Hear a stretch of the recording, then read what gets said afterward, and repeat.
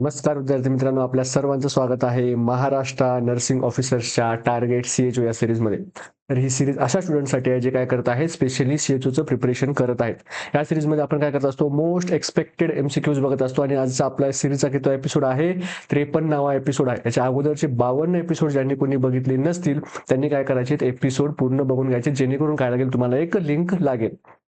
तर मला माहिती आहे की मी जो आहे तो 51 एपिसोड जो आहे तो काही कारणामुळे घेऊ शकलो नव्हतो. तो काय केला होता, आपला नागे सरांनी घेतलेला होता. ठीक आहे. त्यानंतर आता आपला जो आहे आजचा 53 एपिसोड आहे. ही जी सिरीज आहे ती नागेश सर आणि मी आम्ही दोघं जण मिळून घेत असतो. तर व्हिडिओला सुरू करण्याच्या अगोदर या व्हिडिओला लाईक करायचं आहे, कमेंटमध्ये तुमचा फीडबॅक नक्की सांगायचा आहे की तुम्हाला लेक्चर्स कसे वाटतात, कुठल्या टॉपिकवर तुम्हाला अजून लेक्चर पाहिजेत, तुम्हाला काय करायचं हे सांगायचं आहे. आणि हा जो व्हिडिओ आहे जास्तीत जास्त तुमचे जे मित्र आहेत जे की सीएचओचे प्रिपरेशन करतात त्यांच्यापर्यंत शेअर करायचा आहे. त्याचबरोबर चॅनलला सबस्क्राईब अजून पण जर नसेल केलं तर करून घ्यायचं आहे. युट्यूब प्रमाणे आपण अदर सोशल मीडिया प्लॅटफॉर्मवर पण अवेलेबल आहोत, तिथे पण तुम्ही आमच्यासोबत कनेक्ट होऊ शकता. ठीक आहे. तर हा जो क्वेश्चन आहे हा बघा, आपला जो एपिसोड नंबर 49 होता, 49 याच्यामधला जो होमवर्क दिलेला क्वेश्चन होता तो आहे. कारण मी 51 जो आहे तो मी घेऊ शकलो नव्हतो, ते स्वामी सरांनी घेतलेला होता. ठीक आहे. तर 49 मधला जो हा शेवटचा क्वेश्चन होता जो मी तुम्हाला होमवर्क दिलेला होता. तर क्वेश्चन काय म्हणतो बघा, direct action of parathyroid hormone includes everything except. Parathyroid हार्मोनचं डायरेक्ट ऍक्शन कोणती नाही हे खालीपैकी हे आपल्याला विचारलेलं आहे. ठीक आहे. तर बघा, फर्स्ट ऑप्शन म्हणतोय increase reabsorption of calcium from the bone. त्यानंतर म्हणतोय increase absorption of calcium from intestine, increase reabsorption of calcium from kidney and increase the production of 1,25 dihydroxy vitamin.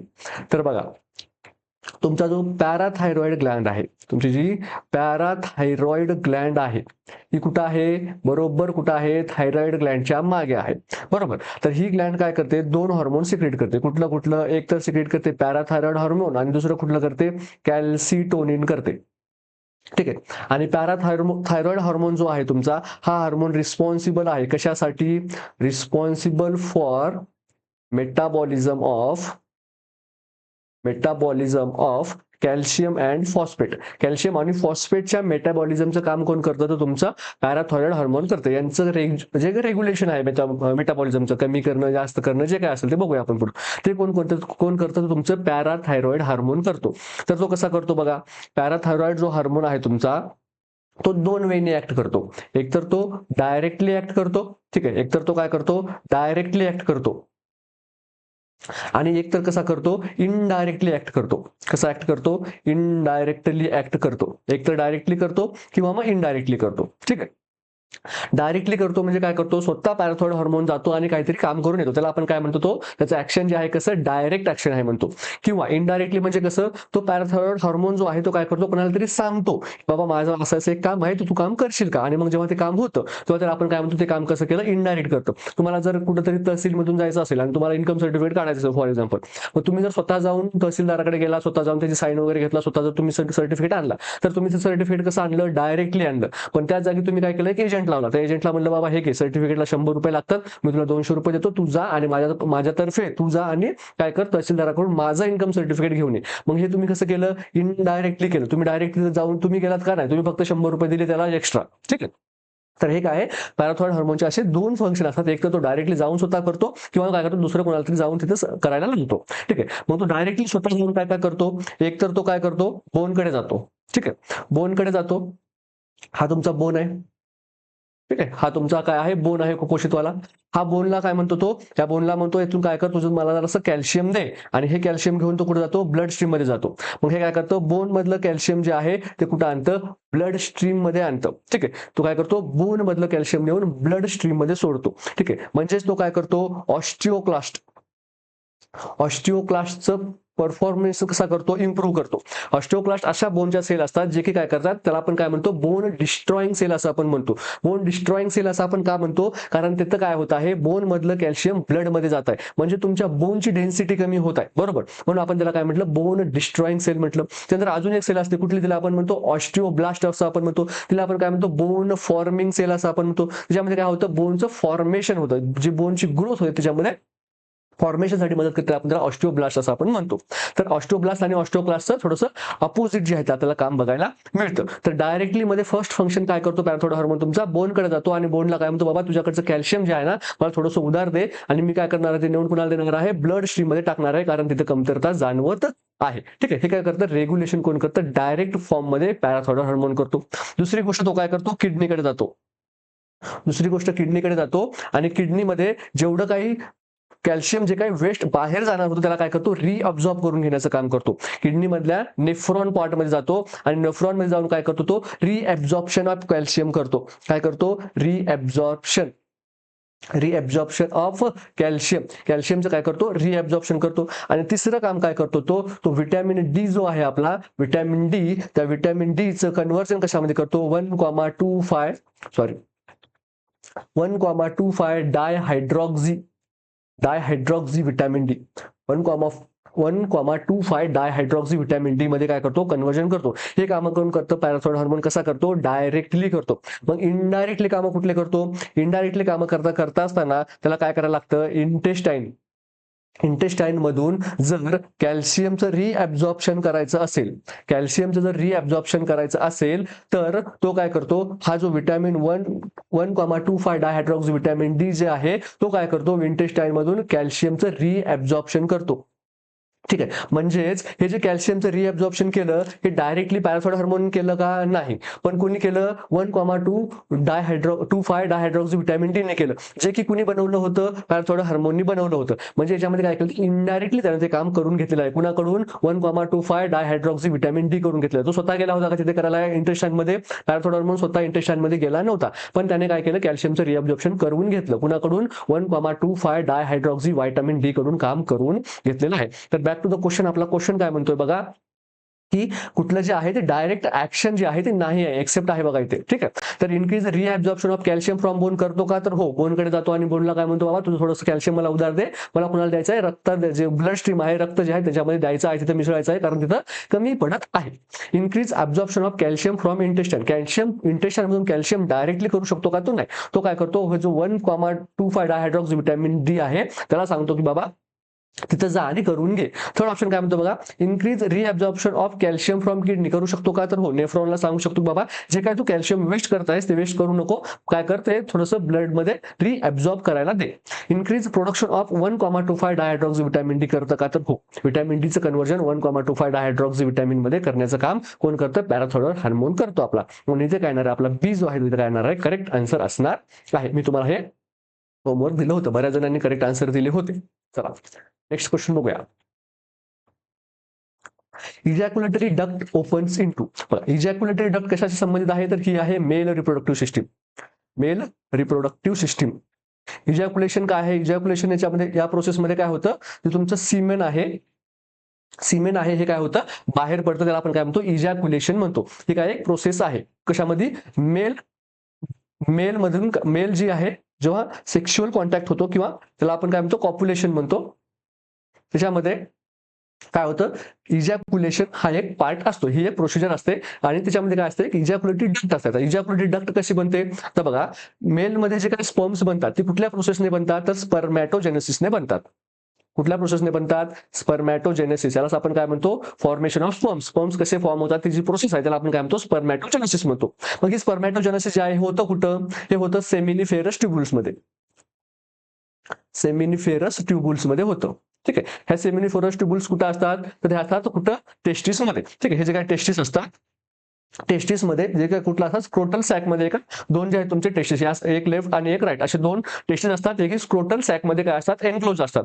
आणि हे काय असतो तुमचा इथे इपिडिडायमिस असतो आणि काय असते, इथून तुमची अशी एक वास डिफरन्स निघालेली असते, बरोबर. मग तुमचं जे काही सेमिनिफेरस ट्युब्युल्स आहे तिथे काय होतं, स्पर्मॅटोजेनेसिस होतं. ठीक आहे, सेमिनिफेरस ट्युब्युल्स मध्ये तुमचं काय कंटेंट आहे सध्या इथे, फक्त आणि फक्त तुम्हाला स्पर्म बघायला मिळतात, स्पर्म सोडून दुसरं काही तुम्हाला बघायला मिळत नाही. ठीक आहे, मग ही सेमिनिफेरस ट्युब्युल्स जी आहे तुमची ते कुठे जाते, नंतर ही जी टेस्टिस आहेत त्यामध्ये काय असतात, एन नंबर्स ऑफ, खूप जास्त मिलियन्स ऑफ काय सेमिनिफेरस ट्युब्युल्स आहेत. आणि ह्या सेमिनिफेरस ट्युब्युल्स मिळून काय होतात, असं एक इपिडिडायमिस बनतात.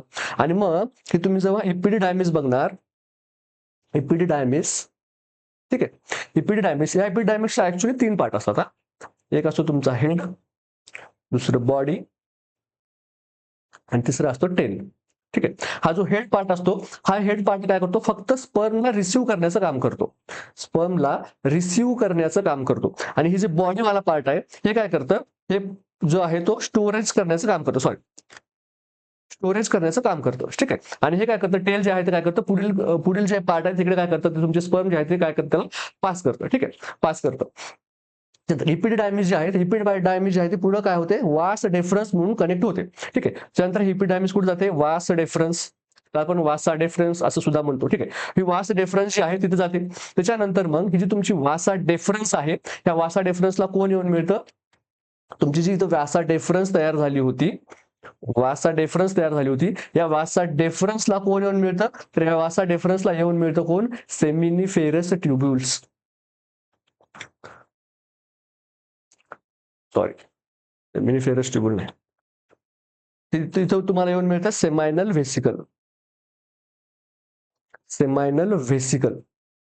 वासा डिफरन्स मध्ये काय आणलं होतं, फक्त आणि फक्त स्पर्म्स इथपर्यंत आले होते. स्पर्म सोडून दुसरं काय होतं का, तर नाही. आता ही जी सेमायनल व्हेसिकल आहे, याच्यामध्ये काय बनतं, सिमेन बनतं. सिमेन बनतं. आणि ही वास डिफरन्स आणि सेमायनल व्हेसिकल ह्या दोन्ही मिळून तुमचं काय बनतं, इजॅक्युलेटरी डक्ट बनतं, जे की आपल्याला क्वेश्चन मध्ये विचारलेलं आहे. इजॅक्युलेटरी डक्ट बनतं. ठीक आहे. आणि ह्या इजॅक्युलेटरी डक्ट मध्ये आता काय काय कंटेंट आहे, मग इथे काय काय तुमचे स्पर्म पण आहेत, प्लस काय आहे, सिमेंट पण आहे. सिमेंट कोणी आणलेला आहे, सेमायनल व्हेसिकलने आणलेला आहे. ठीक आहे. त्यानंतर ही इजॅक्युलेटरी डक्ट जी आहे ती पुढे चालून काय बनते, ती पुढे चालून बनते prostatic urethra. Prostatic urethra. Prostatic urethra बनते.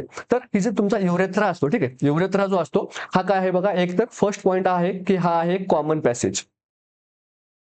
हा काय आहे, एक कॉमन पॅसेज आहे.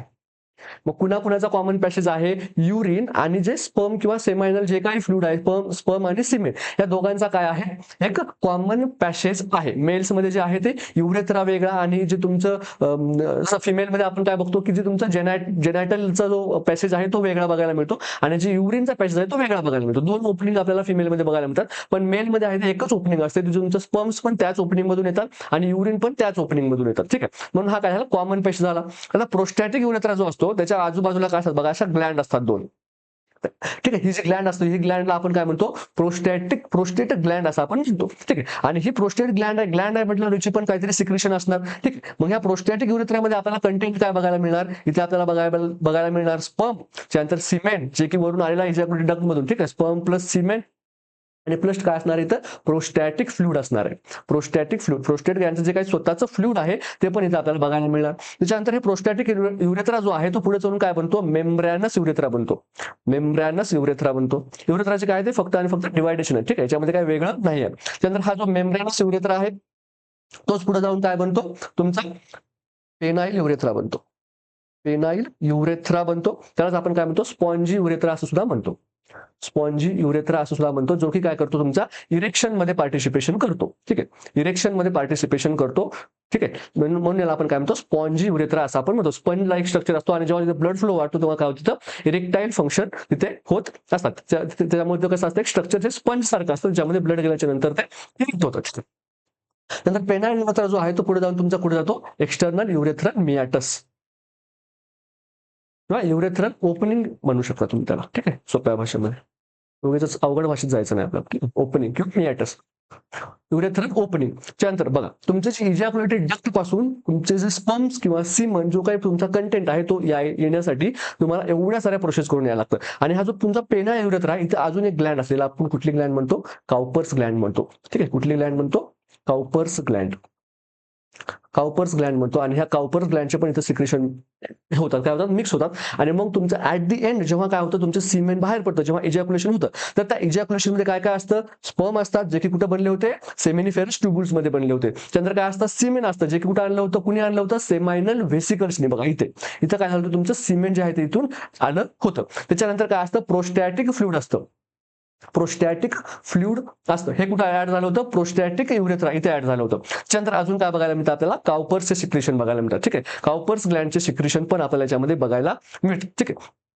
तर तुमचं जे इजॅक्युलेशन झाल्याच्या नंतर जो काही कंटेंट किंवा कंपोजिशन जर विचारलं त्याच्यामध्ये काय काय असतं, स्पर्म असतं, सिमेन असतं, प्रोस्टॅटिक फ्लुइड असतं आणि काउपर ग्लँडचे पण सिक्रेशन्स असतात. ठीक आहे. पण आता तुम्हाला हे जो आहे सिंपल क्वेश्चन झाला. थोडंसं जर एक्झामिनरला वाटलं बाबा आपल्याला फिरवायचं आहे, तर मग एक्झामिनर काय फिरवेल की एक पेशंट आहे आणि त्या पेशंटची काय झालेली आहे, व्हॅसोक्टॉमी झालेली आहे आणि व्हॅसोक्टॉमी होऊन काय झालेलं आहे, 3 महिन्याचा कालावधी ओलांडलेला आहे. 3 महिन्याचा कालावधी ओलांडल्याच्या नंतर आता कंपोजिशन सांगा विचारणार. तर त्यावेळेस कंपोजिशन मध्ये काय येणार आहे, फक्त आणि फक्त स्पर्म जो आहे तो तुमचा तिथे नसणार आहे, बाकी सगळं जशास तसं असणार आहे. स्पर्म का नसणार आहेत, कारण ही जी वाश डिफरन्स आहे आपण इथेच कट केली होती, त्यामुळे स्पर्मची एंट्री इथून पुढे येणार नाही. ठीक आहे. हा झाला पहिला क्वेश्चन. दुसरा क्वेश्चन तुम्हाला काय विचारू शकतात, एक पेशंट आहे त्याची व्हॅसोक्टॉमी झालेली आहे आणि नुकतीच झालेली आहे, फक्त 1 महिना झालेला आहे. हो ठीक आहे. तेव्हा त्याचं जे इजॅक्युलेशन झाल्याच्या नंतर त्याचं जे काय इजॅक्युलेशनचं जो काही प्रोडक्ट असेल त्याचं कंपोजिशन काय आहे आपल्याला विचारण्यात येईल, तेव्हा पण स्पर्म येणार. ठीक आहे. तेव्हा काय येणार, स्पर्म येणार, कारण तो जो पर्सन आहे व्हॅसोक्टॉमी झाल्याच्या नंतर पण त्याला पूर्ण स्टराईल होण्यासाठी किती महिने लागतात, त्याला लागतात 3 महिने. किती लागतात, 3 महिने लागतात. ठीक आहे. किंवा किती लागतात, 20 इजॅक्युलेशन्स लागतात. तर आणि तरच तो काय होतो, पूर्णपणे स्टराईल होतो, नाहीतर मग त्याच्यामध्ये स्पर्म्स असतात. ठीक आहे. त्याच्यामुळं अजून त्याच्यामध्ये पण एक क्वेश्चन विचारू शकतो, जर असं असेल तर तुम्ही त्या पेशंटला काय ऍडवाइस करायचं असतं, तर त्याला काय ऍडवाइस करायचं असतं की बाबा तू काय कर, अनदर मेथड ऑफ काय कर, यूज कर, जसं की कोंडोम असेल किंवा मग दुसरी फिमेल कोंडोम असेल, मेल कोंडोम असेल किंवा मग ओसीपी असतील, काय कर तुला यूज करायचं का, कारण तू अजूनपर्यंत स्टराईल नाही आहेस. ठीक आहे. तर बघा बॅक टू द क्वेश्चन. आपला क्वेश्चन काय म्हणतो, इजॅक्युलेटरी डक्ट कुठे ओपन होते. फर्स्ट ऑप्शन आहे मेम्ब्रेनस, सेकंड आहे प्रोस्टॅटिक, थर्ड आहे पेनाइल युरेथ्रा आणि नंतर आहे सेमायनल व्हेसिकल. तर तुमची जी इजॅक्युलेटरी डक्ट आहे ही कुठे ओपन होते, नंतर चालून प्रोस्टॅटिक युरेथ्रामध्ये ओपन होते. ठीक आहे. प्रोस्टॅटिक युरेथ्रा, ऑप्शन बी काय असणार आहे, आपला करेक्ट आन्सर असणार आहे. तर बघा आपलं जेव्हा पूर्ण जे आपण स्पर्मॅटोजेनेसिस होतं कुठं होतं, सेमिनिफेरस ट्युब्यूल्स मध्ये होतं. सेमिनिफेरस पुढे जाऊन काय बनतात, एपिडिडायमिस बन जातात. इपिडायमिस पुढे जाऊन काय बनतं, वास रेफरन्स बनतं. वास रेफरन्स आणि सेमिनल व्हेसिकल्स एकत्र इजॅक्युलेटरी डक्ट बनतात. इजॅक्युलेटरी डक्ट पुढे जाऊन प्रोस्टॅटिक बनते. प्रोस्टॅटिक म्हणून मेम्ब्रेनस युरेथ्रा, मेम्ब्रेनस जाऊन पेनाइल युरेथ्रा, पेनाइल जाऊन युरेथ्री ओपनिंग आणि त्यानंतर ऍट दी एंड आपल्याला काय काय कंपोजिशन असतं, तुमचे स्पर्म्स असतात, सेमायनल फ्लुइड असतं, त्यानंतर प्रोस्टॅटिक फ्लुइड असतं आणि अजून काय असतं, तर काउपर्स ग्लँडचे सेक्रेशन्स असतात. ठीक आहे. तर चला बघूया next question. Patient recovering from general anaesthesia should be position 8. बघा पेशंटला काय केलं आहे, जनरल अनेस्थेशिया दिलेला होता आणि तो काय करता, रिकव्हरिंग स्टेजमध्ये आहे आणि रिकव्हरिंग स्टेजमध्ये असताना तुम्ही त्याला कुठली पोझिशन दिली पाहिजे. बघा पोझिशन या खूप इम्पॉर्टंट असतात. पोझिशन ह्या खूप इम्पॉर्टंट असतात. मग तुमच्या त्या नर्सिंगच्या पोझिशन असू देत किंवा मग तुमची जॉब पोझिशन असू दे आणि जे तुम्ही विचार करताय ती पण पोझिशन असू दे. ठीक आहे. त्यामुळे पोझिशन नर्सिंगमध्ये खूप इम्पॉर्टंट आहे. तर फर्स्ट ऑप्शन दिलेला आहे आपल्याला सुपाइन पोझिशन, सेकंड दिलेला आहे आपल्याला टेंडरबेल पोझिशन, त्यानंतर थर्ड दिलेला आहे आपल्याला फाउलर्स पोझिशन. हे एबीसीडी थोडंसं हे झालंय. ठीक आहे. त्यानंतर लास्ट दिला आता साइड लाईन पोझिशन. ठीक आहे. तर मला पेशंटला ऑलरेडी तुम्ही अनेस्थेशिया दिलेला आहे, तो पण कुठला, जनरल अनेस्थेशिया दिलेला आहे आणि अशा वेळेस जर तुम्ही पेशंटला सुपाइन पोझिशन दिली तर त्या पेशंटमध्ये तुम्हाला काय बघायला मिळू शकतं, ऍस्पिरेशनचे चान्सेस बघायला मिळू शकतात. त्यानंतर जी टंग आहे ती फॉल बॅक होण्याचे चान्सेस बघायला मिळू शकतात. ठीक आहे. फॉल बॅक होण्याचे चान्सेस बघायला मिळू शकतात. त्यामुळे तुम्ही सुपाइन पोझिशन देणार का, तर तुम्ही बिलकुल देणार नाही जर तुम्ही शहाणे असणार तर. सेकंड आहे टेंडलबर पोझिशन. टेंडलबर पोझिशन म्हणजेच कुठली, हेडलो पोझिशन. पेशंटला तुम्ही असं झोपवणार आहेत का, हे जे तुमचा हे सरफेस आहे आणि तुम्ही पेशंटला काय केलं, असं खाली मुंडकं वर पाय. ठीक आहे. असं तुम्ही झोपवणार का पेशंटला, बिलकुल झोपवणार नाहीत. पेशंटला ऑलरेडी तुम्ही जनरल अनेस्थेशिया दिलाय, तुम्ही ऍस्पिरेशन आणि टंग फॉल तर करताय, पण बाकीचे पण पेशंटचे तुम्ही कॉम्प्लिकेशन क्रिएट करू शकता सर्जरी रिलेटेड. ठीक आहे. त्यामुळे टेंडर पोझिशन इथं काय नाही, सुटेबल नाही आहे. त्यानंतर बघा फाउलर्स पोझिशन. फाउलर्स पोझिशन जी आहे ती कुठली पोझिशन आहे, ही वाली पोझिशन. ठीक आहे. ही वाली पोझिशन आपण कधी देतो, जर पेशंटला ब्रीथलेसनेस वगैरे असेल, शॉर्टनेस ऑफ ब्रीथ असेल, ठीक आहे, किंवा ब्रीथिंग डिफिकल्टीज वगैरे असतील तर आपण हे पेशंटला देऊ शकतो. किंवा जर पेशंटला काय झालं, इन्क्रीज इंट्राक्रेनियल प्रेशर, आयसीपी जर वाढलेला असेल तर आपण फाउलर्स पोझिशन पेशंटला देऊ शकतो. पण इथे जनरल अनेस्थेशियामध्ये गरज आहे का, तर बिलकुल गरज नाही. थर्ड लास्ट ऑप्शन आहे बघा आपला साइड लाईंग पोझिशन. म्हणजे काय करायचं, पेशंटला एकाच साईडला झोपवायचं. तर ही पोझिशन देऊ शकतो का आपण, ही पोझिशन आपण पेशंटला देऊ शकतो का, हो देऊ शकतो. साइड लाईन पोझिशन दिल्यामुळे काय होईल, एक तर तुमचे जे काही सिक्रेशन असतील, सलायवा वगैरे, ठीक आहे, ते काय होणार आहे, आपल्याला बाहेर निघण्यासाठी मदत होईल. त्याचबरोबर काय होणार आहे, ऍस्पिरेशन बाहेर निघल्यामुळे काय होणार, तुमचं ऍस्पिरेशन काय होणार आहे, प्रिव्हेंट होणार आहे. ठीक आहे. आणि हे सगळं प्रिव्हेंट झाल्यामुळे काय होणार, तुमचे ऍस्पिरेशन निघण्याचे चान्सेस कमी होऊन जातील. ठीक. त्यामुळे जनरल अनेस्थेशिया पेशंट असेल आणि रिकव्हरी रूम मध्ये असेल तर कुठली पोझिशन द्यायची आहे, साइड लाईंग पोझिशन द्यायची आहे. चला नेक्स्ट क्वेश्चन बघूया. Which of the parameter indicate infection in post of patient. एक पोस्ट ऑफ पेशंट आहे ज्यामध्ये इन्फेक्शन झालेलं आहे, पण खालीपैकी कुठलं जे आहे ते इंडिकेट करतो साईन की काय झालं आहे, त्या पेशंटला इन्फेक्शन झालेलं आहे. ठीक आहे, तुम्ही कशावर म्हणू शकता की बाबा त्या पेशंटला इन्फेक्शन झालेलं आहे. फर्स्ट ऑप्शन म्हणतो white blood count of 6000 cells per cubic millimetre. Second option म्हणते presence of an indwelling urinary catheter. Third option म्हणते rectal temperature of 37.8 degree Celsius, red warm and tender incision site. Fourth option.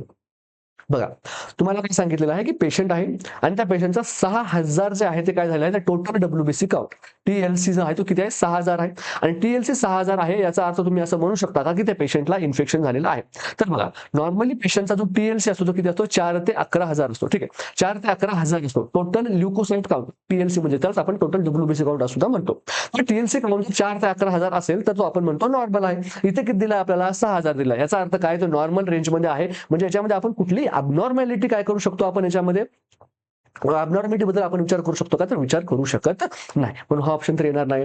Second म्हणजे बघा, presence of इनवेलिंग urinary catheter. एखाद्या पेशंटमध्ये catheter present आहे याचा अर्थ तो infection झालेला आहे असं एक अर्थ नाही. कॅथेटर जरूर एखाद्या इन्फेक्शनचा रिस्क फॅक्टर असू शकतो, इन्फेक्शन असू शकतो. कॅथेटरमुळे एखाद्या पेशंटला इन्फेक्शन होऊ शकतं, लेटर होऊ शकतं. एखाद्या पेशंटला कॅथेटर आहे याचा अर्थ असं नाही की त्याला इन्फेक्शन पण आहे. जर तुम्ही व्यवस्थित कॅथेटर केअर केली, व्यवस्थित जर तुम्ही स्टेरिलिटी मेंटेन केली, तर पेशंटला काय होणार नाही, कॅथेटरमुळे इन्फेक्शन होत नाही. म्हणजे कॅथेटरमुळे इन्फेक्शन होतं आपण काय म्हणतो, कॉटी म्हणतो. कुठलं म्हणतो, कॉटी. CAUTI. Catheter, catheter acquired urinary tract infections, कॉटी. ठीक आहे, याच्यासाठी कॉटी बंडल पण असतं. कॉटी बंडल जे काय असतं, एक चेकलिस्ट असते, त्याच्यामध्ये आपण काय करतो, इन्फेक्शन कॉटी कसे प्रिव्हेंट करायचे याच्याबद्दलचे चेकलिस्ट असते. थर्ड ऑप्शन म्हणतो बघा, rectal temperature of 37.8 degree Celsius. इथे एक इम्पॉर्टंट पॉईंट नोट करण्यासारखी जे आहे, म्हणजे जर एखाद्या पेशंटचं रेक्टल टेम्परेचर जे आहे ते 38 डिग्री सेल्सिअस पेक्षा जास्त बघायला मिळत असेल, तर आपण त्या पेशंटमध्ये काय म्हणू शकतो की त्याला इन्फेक्शन आहे. ठीक आहे, कारण ते काय नॉर्मल पेक्षा खूप जास्त वाढलेलं आहे, तेव्हा आपण त्याला म्हणतो की पेशंटला इन्फेक्शन आहे, फिवर त्या इन्फेक्शनमुळे आलेला आहे. आणि हे पण कधी सर्जरी झाल्याच्या नंतर 24 आवर्स नंतर, सर्जरी झाल्याच्या 24 आवर्सच्या नंतर असेल तर. लास्ट ऑप्शन काय म्हणतो बघा, red warm and tender incision site. तुम्ही ज्या ठिकाणी इन्सिजन घेतला होता त्या ठिकाणी तुम्ही स्टिचेस घेतलेले आहेत तिथे, आता तिथे जे स्टिचेसच्या भोवताल काय झालंय, पूर्ण इथं काय झालंय, रेडनेस झालेली आहे. जेव्हा तुम्ही तिथे असं फील करून बघितलं तेव्हा तुम्हाला तिथे वॉर्मनेस बघायला मिळाली, रेडनेस बघायला मिळाली, वॉर्मनेस बघायला मिळाली. टेंडर आहे. टेंडर म्हणजे काय, जेव्हा आपण तुम्ही प्रेस करता किंवा हात लावता काय होतं, दुखते. ठीक आहे, आणि इथे इडिमा पण झालेला आहे, थोडंसं सुजल्यासारखं वाटतं तुम्हाला, रेडिश झालेला आहे. याचा अर्थ काय झाला, तिथे लोकल इन्फ्लामेटरी चेंजेस झालेले आहेत. लोकल इन्फ्लामेटरी चेंज झालेला आहे, म्हणजे तिथं काय होऊ शकतं, पॉसिबिलिटी आहे तिथे काय आहे, पॉसिबिलिटी आहे.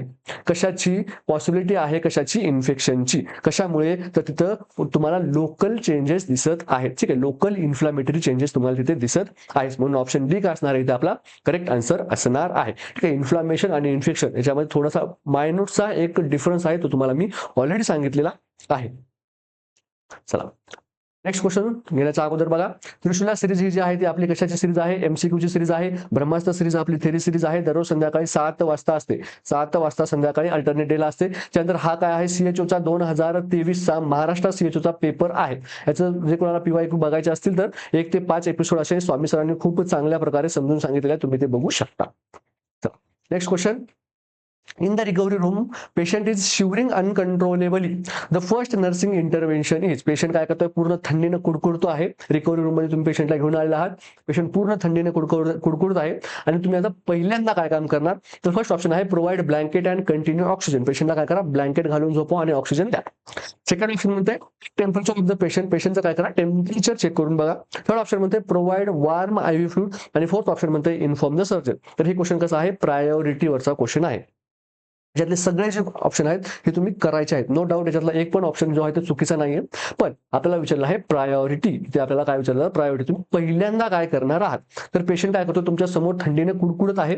आता तुम्ही तिथे काय करायला पाहिजे बघा, पेशंट थंडीने कुडकुडत आहे, पेशंटला शिवरिंग होत आहे, याचा अर्थ पेशंटमध्ये काय आहे, हायपोथर्मिया आहे. हायपोथर्मिया झालेला आहे, आणि या हायपोथर्मियाला मॅनेज करण्यासाठी आपली बॉडी काय करते, कंपन्सेटरी मेकॅनिझम ऍक्टिव्हेट करते. म्हणजेच काय, हे शिवरिंग झाल्यामुळे काय होईल, तुमची हीट होईल. ठीक आहे, हीट प्रोड्यूस होईल. आणि ही हीट जी आहे ही फुकट प्रोड्यूस होते का? आपली बॉडी कुठलंही काम फुकट करते का? तर नाही, ते फुकट करत नाही. ते काय करण्यासाठी काय करते? काय कुठलीही करन्सी घेते. मग ती करन्सी कुठल्या फॉर्ममध्ये असते? तर ती करन्सी असते एटीपीच्या फॉर्ममध्ये. ठीक आहे. एटीपी तिथे लागतात तेव्हाच आपली बॉडी काय करते? कुठलंही काम करते. म्हणजे जर बॉडीला हीट प्रोड्यूस करायचं असेल तर बॉडी त्यासाठी काय करते? करन्सी खर्च करते. कुठली करन्सी खर्च करते? तर एटीपी नावाची करन्सी खर्च करते. जसं आपल्याकडे रुपया असतो, अमेरिकेमध्ये डॉलर असतो, तसं आपल्या बॉडीमधली कुठली करन्सी चालते? एटीपी नावाची करन्सी चालते. मग ह्या एटीपी कशा बनतात? हे एटीपी पण जेव्हा तुमच्याकडे पैसे येतात, ते पैसे काय उगीच देतात का तुमच्याकडे पैसे? तुम्ही काहीतरी काम करता. ठीक आहे. तर हे एटीपी बनवण्यासाठी मग काय लागतं? परत ऑक्सिजन लागतं. ठीक आहे. ऑक्सिजन लागतं. म्हणजे जर पेशंट हायपोथर्मिक असेल तर तिथे तुमचं ऑक्सिजन कन्झम्पशन पण वाढतं. ऑक्सिजनचं काय होतं? कन्झम्पशन पण वाढतं. कशामुळे वाढतं? तर तुम्हाला एटीपी लागतात. ठीक आहे. एटीपी कधी मिळतात? तुमच्या एकतर ग्लायकोलिसिस किंवा क्रेब्स सायकल. एटीपी मिळण्यासाठी ग्लायकोलिसिस किंवा क्रेब्स सायकल या दोन सोडून तुमच्याकडे कुठलीही पद्धत आहे का ज्यातून तुम्ही एटीपी बनवू शकता? कदापि नाही. एक तर तुम्ही ग्लायकोलिसिस करणार किंवा मग तुम्ही एटीपी करणार, सॉरी क्रेब्स सायकल करणार. मग तुम्ही ग्लायकोलिसिस कधी करणार? जर तुमच्याकडे ऑक्सिजन नसेल, अनारोबिक कंडिशन मध्ये तुम्ही काय करणार? ग्लायकोलिसिस करणार. आणि जेव्हा तुमच्याकडे भरपूर प्रमाणामध्ये ऑक्सिजन आहे तेव्हा तुमची बॉडी काय करणार? क्रेब्स सायकल करणार. ग्लायकोलिसिस आणि क्रेब्स सायकल. ग्लायकोलिसिस मध्ये एटीपी कमी प्रमाणात बनतात, क्रेब्स सायकल मध्ये एटीपी जास्त प्रमाणात बनतात.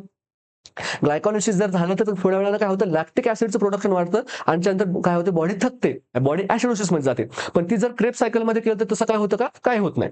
कारण तिथे ऑक्सिजनचा तुम्ही यूज केलेला आहे. म्हणून जर ऑक्सिजन तिथे असेल तर तुमची बॉडी काय होणार नाही? थकणार नाही, लॅक्टिक ऍसिड प्रोडक्शन होणार नाही. मग तिथे काय झाली पाहिजे? प्रॉपर क्रेब्स सायकल झाली पाहिजे. म्हणजे ऑक्सिजनचं कन्झम्पशन वाढलं होतं तर तुम्ही काय करायला पाहिजे? ऑक्सिजनची डिमांड वाढली आहे बॉडीची, ऑक्सिजनचं कन्झम्पशन वाढलंय बॉडीचं, तुम्ही ऑक्सिजन बॉडीला तुम्ही ऑक्सिजन दिलं भरपूर. बॉडीने फटाफट क्रेब सायकल तयार केली. बॉडीने फटाफट क्रेब सायकल रन केली. तुमच्या एटीपी फुल वाढल्या, फुल एटीपी वाढल्या, फुल हीट प्रोड्यूस झाली. हीट प्रोड्यूस झाली, तुमची हायपोथर्मिया करेक्ट झाला नव्हते.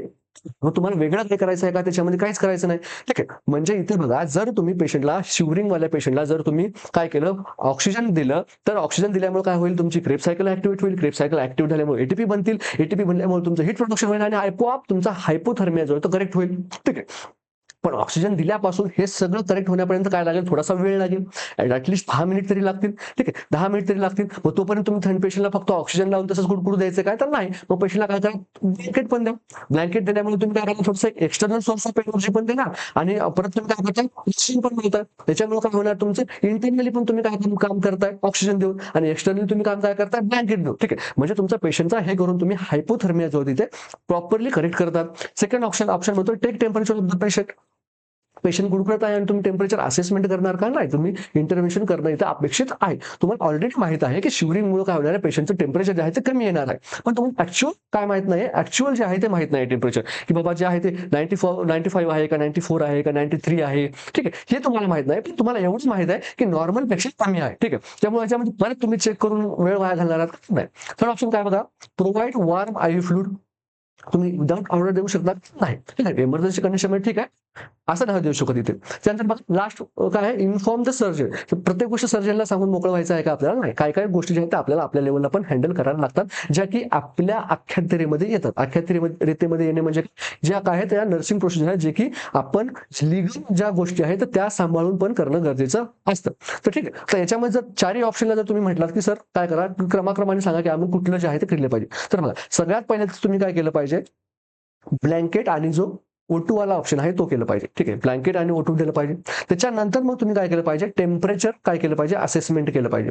टेम्परेचर असेसमेंट केलं पाहिजे. थर्ड तुम्ही काय केलं पाहिजे? इन्फॉर्म सर्जन केलं पाहिजे. आणि फोर्थ तुम्ही काय करायला केलं पाहिजे? सर्जनली इन्फॉर्म केल्याच्या नंतर जर सर्जननी इफ इंडिकेटेड, जर सर्जननी सांगितलं तरच तुम्ही काय केले पाहिजे? वॉर्म आयव्ही फ्लुइड्स दिले पाहिजे. ठीक आहे. ब्लँकेट आणि O2 दिलं पाहिजे. त्याच्यानंतर टेम्परेचर असेसमेंट आणि त्यानंतर इन्फॉर्म सर्जन अगोदर काही नाही, कारण जेव्हा तुम्ही सर्जनला फोन करून सांगणार की सर तुम्ही जो पेशंट आहे तुम्ही ओटी करून गेला होता आणि त्याला आता काय झाले? शिवरिंग आलेले आहे आणि त्याला काय झाले? आता शिवरिंग आलेली आहे, तेव्हा तुम्हाला सर्जन विचारणार पेशंट टेम्परेचर किती आहे? मग तुम्ही काय बोलणार? माहित नाही. तर तसं नाही. मग तुम्ही काय करायचं? अगोदर टेम्परेचर बघणार आणि सर्जनला सांगणार की हा 94.8 आहे. 94.8 आहे. मग तो काय बोलणार की एकतर वॉर्म सलाईन करा, किंवा मग तो काय बोलणार? ब्लँकेट आणि O2 दिलं काय? मग तुम्ही बोलणार की हा दिलेला आहे. ठीक आहे. मग हे जे काय नंतरच्या प्रोसिजर आहे. पण जर प्रायोरिटी बघायचं गेलं तर आपली ही जी काय प्रायोरिटी असेल ती या ऑर्डरमध्ये असणार आहे. चला नेक्स्ट क्वेश्चन बघूया. सॉरी, या क्वेश्चनचा आन्सर दिले का आपण? हा, फर्स्ट आहे त्याचं करेक्ट आन्सर असणार आहे. Next question. हा, what is the role of अँटीडायोटिक hormone when release in alarm stage of the generalize anxiety syndrome? बघा, जनरलाइज अँझायटी सिंड्रोम म्हणजे काय? आपलं GAS ला आपण काय म्हणतो? GAS, generalized anxiety syndrome. याच्यामध्ये काय होते? याच्यामध्ये काय होतं? तुमची जी वरी असते किंवा तुम्हाला जी भीती वाटते ती कशी असते? एक्सेसिव्ह भीती असते. कशी असते? एक्सेसिव्ह भीती असते. त्यामध्ये अनरिअलिस्टिक भीती असते. कशी असते? अनरिअलिस्टिक भीती असते. आणि कशी भीती असते? पर्सिस्टंट असते. ठीक आहे. भीती कशी असते? एक्सेसिव्ह असते. म्हणजे तुम्हाला तुमच्याकडून समजा तुमच्या पॉकेटमधून ₹100 हरवले. ठीक आहे. घरी जाताना तुमच्या पॉकेटमधून ₹100 हरवले. तर तुम्ही पूर्ण असा विचार करताय का आता मी घरी गेल्यावर माझे पप्पा माझे मारतील, माझ्या घराच्या बाहेर काढून देतील. ठीक आहे. माझं सगळं जे कॉलेजला जाणं उद्यापासून बंद करतील. का? फक्त आणि फक्त ₹100 हरवल्यामुळे तुमचे पप्पा जे एवढं काय सगळं करणार आहेत का? नाही. ठीक आहे. काय करतील? जास्तीत जास्त 1-2 कानाखाली देतील आणि शांत बसतील. ठीक आहे. याच्यापेक्षा जास्त काय तुम्हाला घराच्या बाहेर वगैरे काढतील असं काय करणार आहेत का? नाही. मग तुमची एक्सेसिव्ह वरी जी आहे हे काय आहे? तुमचे जनरलाइज अँझायटी सिंड्रोम आहे. आणि ही कशी असते? अनरिअलिस्टिक असते. त्याच्यामध्ये रिअलिस्टिक आहे का? ₹100 हरवल्यामुळे तुमचा बाप तुम्हाला घराच्या बाहेर काढतो का? नाही काढत हो. ₹100 हरवले तर काय एकाने मारेल. ठीक आहे. ₹100 महत्वाचे तर तुम्ही महत्वाचे त्यासाठी. ऑब्व्हियसली ठीक आहे. ₹100 महत्वाचे असतात. पर्सिस्टंट म्हणजे कशी? ती 6 महिन्यांपेक्षा जर जास्त असेल तर 6 महिन्यांपेक्षा जास्त असेल ती अँझायटी, तर त्याला आपण म्हणतो जनरलाइज अँझायटी सिंड्रोम. तर लगेच आपण म्हणतो का की याला जनरलाइज अँझायटी सिंड्रोम आहे आपण म्हणतो का? याला आपण काय म्हणतो? अँझायटी अटॅक म्हणतो. जर थोड्या वेळासाठी असेल, अॅक्यूट पिरियडसाठी असेल, तर आपण काय म्हणतो? अँझायटी अटॅक असं आपण म्हणतो. पण तेच जर काय झालं, क्रोनिक पिरियडसाठी जात असेल, 6 महिन्यांपेक्षा जास्त जात असेल, तर त्याला आपण म्हणतो जनरलाइज अँझायटी सिंड्रोम. ठीक आहे. मग याचे कसं असते? एक्सेसिव्ह अँझायटी असते, अनरिअलिस्टिक अँझायटी असते आणि पर्सिस्टंट अँझायटी आपल्याला बघायला मिळते. आता ह्या जनरलाइज अँझायटी सिंड्रोम मधील अलार्म स्टेज जो आहे, अलार्म स्टेज मध्ये कशी असते? एकदम ती स्टेज कशी असते? ज्यामध्ये पेशंट एकदम असा काय असतो? अलर्ट असतो, एकदम अलर्ट असतो. म्हणजे असं त्याला वाटतं की बाबा कोण कुठून तरी येतंय, आता आम्हाला मारणार, काहीतरी होणार माझ्यासोबत. ठीक आहे. या प्रकारचा पेशंट जो एकदम अलर्ट स्टेजमध्ये असतो. जसा जो तुमचा धोनी जेव्हा स्टंपच्या मागे असतो, जेव्हा तो बॉलरनी बॉल टाकतो, जेव्हा धोनी कसा अलर्ट असतो आणि लगेच स्टंपिंग करतो, त्या प्रकारचा अलर्टनेसचा जो लेवल असतो तेव्हा त्या पेशंटमध्ये बघायला मिळतो. आणि त्या अलर्ट स्टेजमध्ये अँटीडायोटिक हार्मोनचा रोल काय आहे आपल्याला विचारलेला आहे. तर आपल्याला ऑप्शन दिले आहे, enhance fluid retention by reabsorption of water. वॉटरचं रिअब्झॉर्प्शन करणं आणि फ्लुइड रिटेन्शन करणं. सेकंड आहे enhance fluid excretion by decrease in reabsorption of water. Fluid काय करणं? एक्सक्रीट करू देणं. थर्ड ऑप्शन काय म्हणतो? Increase energy by means of fat conservation. फॅटला काय करणं? ब्रेकडाऊन करणं आणि एनर्जी प्रोड्यूस करणं. लास्ट ऑप्शन काय म्हणतो? Release the endorphin hormone to elevate the stress. स्ट्रेसला कमी करण्यासाठी काय करणं? एन्डॉर्फिन सिक्रेट करणं. तर बघा, तुमचा जो अँटीडायोटिक हार्मोन आहे कुठून होतो secrete? Posterior pituitary. Posterior pituitary मधून सिक्रेट होतो. कुठला? ADH. त्याचं नाव काय आहे? Anti diuretic hormone. कुठे जातो? तुमच्या किडनीमध्ये जातो. किडनीमध्ये कुठे? Collecting tubules. कलेक्टिंग ट्युब्युल्स मध्ये जातो आणि कलेक्टिंग ट्युब्युल्सला जाऊन काय म्हणतो बाबा की काय कर तू? वॉटरचं रिअब्झॉर्प्शन कर. वॉटरचं रिअब्झॉर्प्शन कर. रिअब्झॉर्प्शन कर म्हणजे काय? वॉटरचं काय कर? रिटेन्शन कर. बॉडीमध्ये काय कर? रिटेन्शन कर. बाहेर जाऊ देऊ नको. असं कोण म्हणतं? अँटीडायोटिक हार्मोन म्हणतं. बाहेर का जाऊ देऊ नको म्हणतं अलार्म स्टेजमध्ये? कारण जेव्हा अलार्म स्टेज असते तेव्हा पेशंटला कसं राहायला लागतं? त्या माणसाला कसं राहायला लागतं? अलर्ट राहायला लागतं. आणि अलर्ट राहण्यासाठी तो काय करतो? बॉडी काय करते? आपली फ्लुइड रिटेन्शन करते. का? कारण फ्लुइड रिटेन्शन जर व्यवस्थित झालं नाही तर बॉडी काय होऊ शकते? डिहायड्रेट होऊ शकते. बॉडीच्या एनर्जी डिमांड्स असतात. ठीक आहे. एनर्जी डिमांड्स कंप्लीट करण्यासाठी काय लागतं? वॉटर लागतं. ठीक आहे. त्याच्यानंतर बीपी मेंटेन करण्यासाठी, ब्लड प्रेशर जे आहे ते मेंटेन करण्यासाठी काय लागतं? वॉटर लागतं. त्यानंतर ब्लड व्हॉल्यूम जो आहे, तुमचा जो ब्लड व्हॉल्यूम आहे तो मेंटेन करण्यासाठी काय लागतं? वॉटर लागतं. आणि हे सगळं करण्यासाठी तुमचं कोण लागतं? अँटी डायुरेटिक हार्मोन लागतो. तर ठीक आहे. आपल्याला क्वेश्चन मध्ये विचारलंय की अँटीडायोटिक हार्मोन जो आहे तो अलर्ट स्टेजमध्ये किंवा अलार्म स्टेजमध्ये करतो काय नेमकं? तर करतो काय तो? तर fluid enhance fluid retention by reabsorption of water हे काम करतो. सेकंड काय म्हणतो बघा? फ्लुइड एक्सक्रिशन करतो का? बिलकुल नाही. फ्लुइड एक्सक्रिशन कोण करतं? जे डायुरेटिक जे असतात ड्रग्स ते काय करतात? फ्लुइड एक्सक्रिशन करतात. याच्यामध्ये आपल्याला क्वेश्चन मध्ये दिलं होतं काय आहे? अँटीडायोटिक हार्मोन आहे. अँटीडायोटिक ऑब्व्हियसली डायलिसिस करणार नाही. ठीक आहे. त्यामुळे हा पण नाही. त्यानंतर थर्ड काय म्हणतो बघा? Increase energy by means of fat conservation. तर जे फॅटचं ब्रेकडाऊन आहे आणि त्याच्यापासून एनर्जी प्रोडक्शन आहे हे कोण करतं? कॉर्टिसॉल करतं. हे काम कोणाचं आहे? कॉर्टिसॉलचं आहे. ठीक आहे. त्यानंतर release of endorphin hormone by elevators. ठीक आहे. एंडॉर्फिन हे सिक्रेट करणं हे वेगळं मेकॅनिझम आहे तुमचं. हे जे ॲड्रेनालिन सिक्रेशन वगैरे आहे हे तुमचं फाईट अँड फाईट रिस्पॉन्स ते वेगळं मेकॅनिझम आहे आणि ते आणि अँटीडायोटिकचा काही संबंध तुम्हाला बघायला मिळत नाही. म्हणून ऑप्शन ए जे आहे तुमच्या इथे काय असणार आहे? करेक्ट आन्सर जे आहे ते असणार आहे. नेक्स्ट क्वेश्चन बघूया.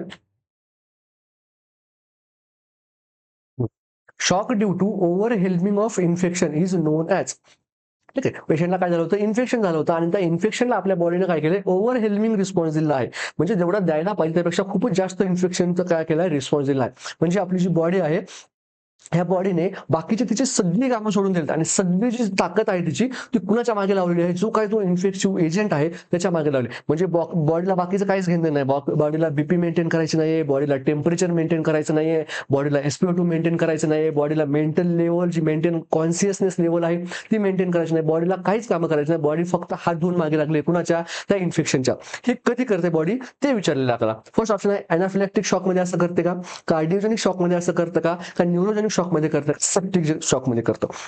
तर बघा हे शॉक जे असतात, ठीक आहे, शॉक जे असतात हे शॉकमध्ये होतं काय, आपली बॉडी काय करते, बाकीची सगळी कामं सोडून काय करते, कुठेतरी एक काम जे आहे ते पूर्ण शिद्दत से करते. ठीक आहे, पूर्ण ताकद जी आहे बॉडीची त्या कामामध्ये लावते आणि हे सगळं करताना ती बाकीची सगळी कामं तिने बंद करते. आणि ही बंद कामं जी आहे ते आपल्या शरीरासाठी चांगलं आहे का, बिलकुल चांगलं नाही आहे. बॉडीचा जो काही मेंटेन जे करण्याची कॅपॅसिटी असते, म्हणजे ते काय आपण म्हणतो ताळमेळ जो म्हणतो, ठीक आहे, एकमेकांच्या सिस्टीम सोबत जे दुसऱ्या सिस्टीम आहे त्या सिस्टीम सोबत ताळमेळ जो आहे तो ताळमेळ इथे काय होतो.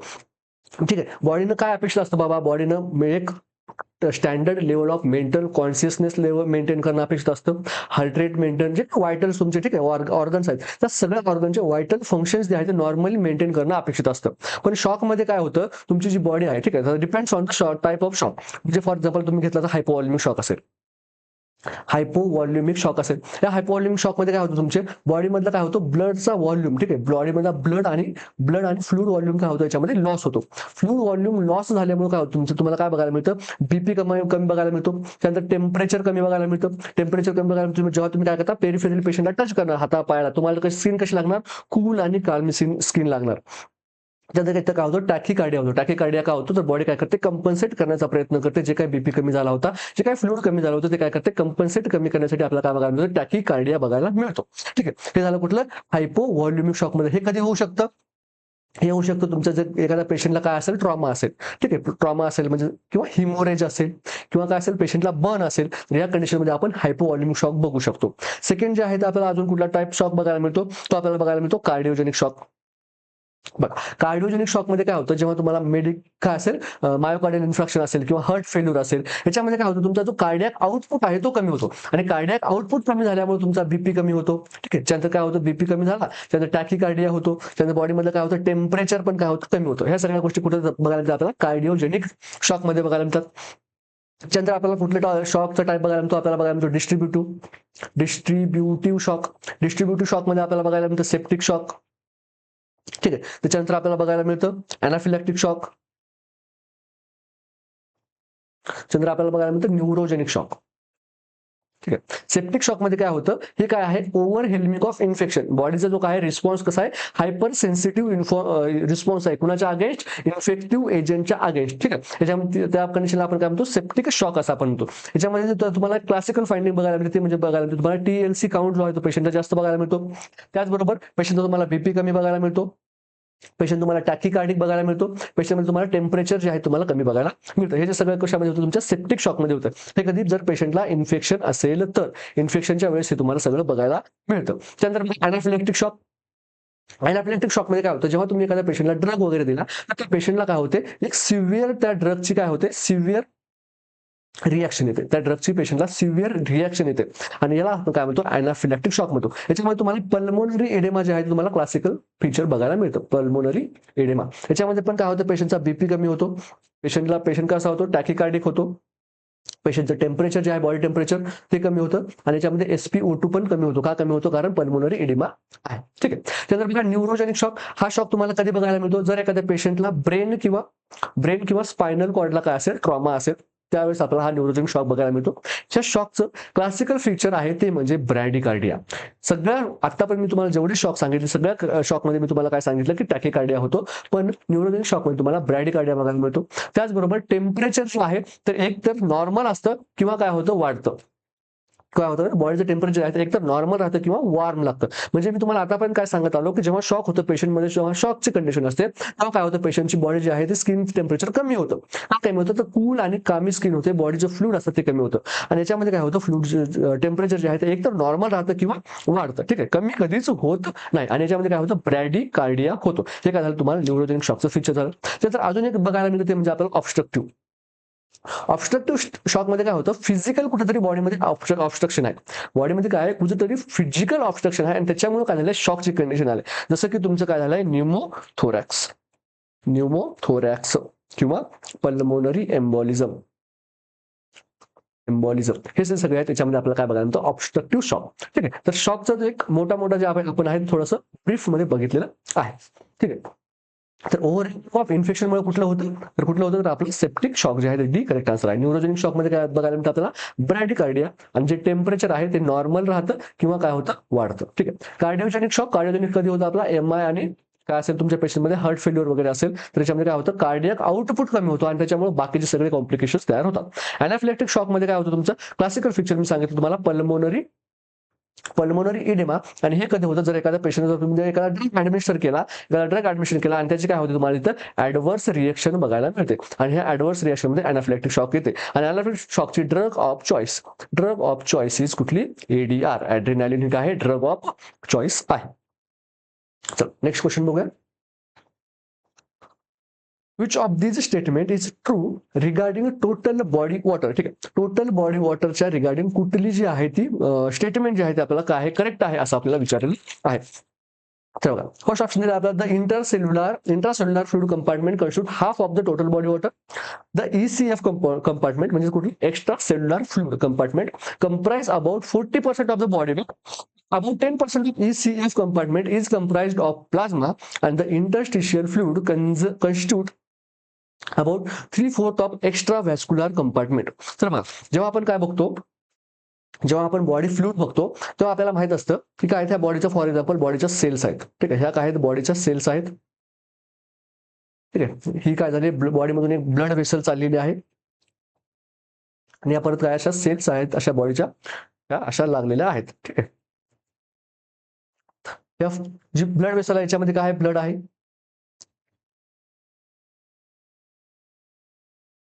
आणि हे ज्या सेल्स आहेत या सेलच्या अवतीभोवती पण काय आहे, थोडंसं जे आहे ते फ्लूइड असतं. ठीक आहे, सेलच्या अवतीभोवती पण थोडंसं फ्लूइड जे आहे ते आपल्याला बघायला मिळतं.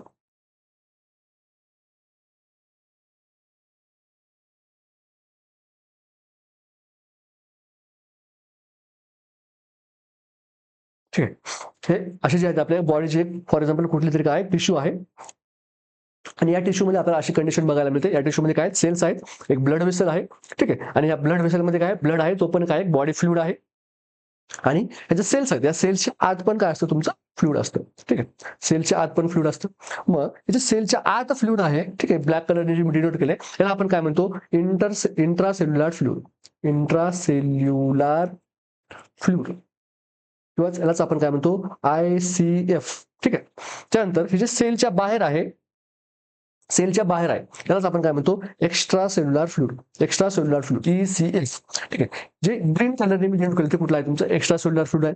मग हे जे काय ब्लड वेसलच्या आज जे काय मी ब्लड दाखवलं तुम्हाला, ब्लड मध्ये काय असतं, तुमचा फ्लूइड पार्ट कुठला असतो, ब्लड मध्ये प्लाझ्मा असतो. ठीक आहे, तो प्लाझ्मा काय आहे, तो पण एक्स्ट्रा सेल्युलर फ्लूइड आहे, पण तो काय आहे, ब्लड वेसलच्या आहे, त्याच्यानंतर आपण त्याला परत बायफर्केट केलं. थोडंसं मी तुम्हाला टी डायग्रामच्या माध्यमातून समजायचा प्रयत्न करतो. बघा, टोटल बॉडी फ्लूइड आहे ते किती असतं, 42 लिटर्स तुमचं टोटल बॉडी फ्लुइड्स असतं ऑन एन ॲव्हरेज. जर आपण ॲव्हरेजली काढलं तर बॉडी फ्लुइड्स टोटल आहे ते किती बघायला मिळतं आपल्याला, सॉरी किती बघायला मिळतं आपल्याला, 42 लिटर्स बघायला मिळतं. मग त्याचं आपण काय करू, 2 डिवायडेशन करू. नेक्स्ट पेजमध्ये घेऊ तुम्ही. जर आपण बॉडी फ्लुइड जे आहे ते आपण ब्रॉडली क्लासिफाय केले तर आपण ब्रॉडली त्याला कसं क्लासिफाय करू शकतो, एक तर ICF आणि दुसरं कसं करू शकतो, ECF. ठीक आहे, तर बघा, जो तुमचा बॉडी फ्लुइड आहे टोटल किती असतं, 42 लिटर्स असतं. ठीक आहे, तर ज्यापैकी जे ICF आहे म्हणजेच काय, इंट्रासेल्युलर फ्लुइड जे आहे ते किती पर्सेंट असतं, 2/3 असतं. 2/3 म्हणजेच किती, 66.66%. ठीक आहे, हे किती असतं, ICF असतं. आणि एक्स्ट्रा सेल्युलर फ्लुइड किती आहे, 1/3 आहे. 1/3 यालाच आपण किती म्हणतो, 33.33% म्हणतो. ठीक आहे, याला जर आपण काय केलं, लिटर्स मध्ये काढायचं ठरवलं तर हे किती आहे तुमचं 28 लिटर आहे. हे किती आहे 28 लिटर आहे आणि हे किती आहे 14 लिटर आहे.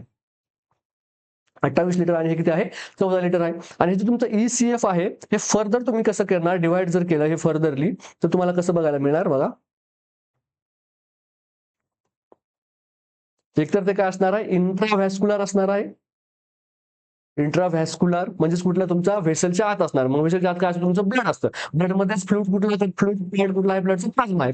कारण बायफर्केट करतो तर काय असतं त्यामध्ये एक तर प्लाझ्मा असतं आणि काय असतं फॉर्म एलिमेंट्स असतात. मग फॉर्म एलिमेंट्स मध्ये काय असतं तुमचं आरबीसी, डब्ल्यूबीसी, प्लेटलेट्स, प्रोटीन्स वगैरे हे सगळं. त्यानंतर प्लाझ्मा जो असतो तुमचा, ठीक आहे. त्याच्यानंतर जो प्लाझ्मा आहे तो काय असतो तुमचा रिअल फ्लुइड असतो. इंट्राव्हॅस्क्युलर आणि कुठलं एक्स्ट्रा व्हॅस्क्युलर.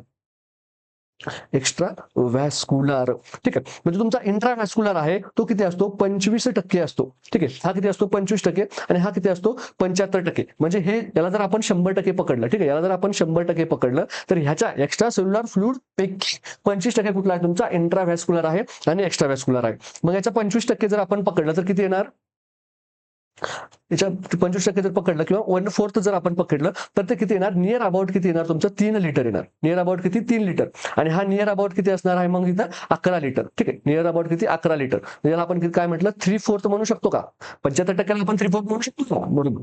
त्यानंतर हा जो तुमचा एक्स्ट्रा व्हॅस्क्युलर आहे हा परत जर डिवाइड केला आपण, हा एक्स्ट्रा व्हॅस्क्युलर जो आहे हा जर आपण परत डिवाइड केला तर याला आपण कसं लिहू शकतो, एक तर आपण याला लिहू शकतो इंटरस्टिशियल आणि यालाच आपण काय लिहू शकतो, दुसऱ्याला आपण काय लिहू शकतो ट्रान्ससेल्युलर.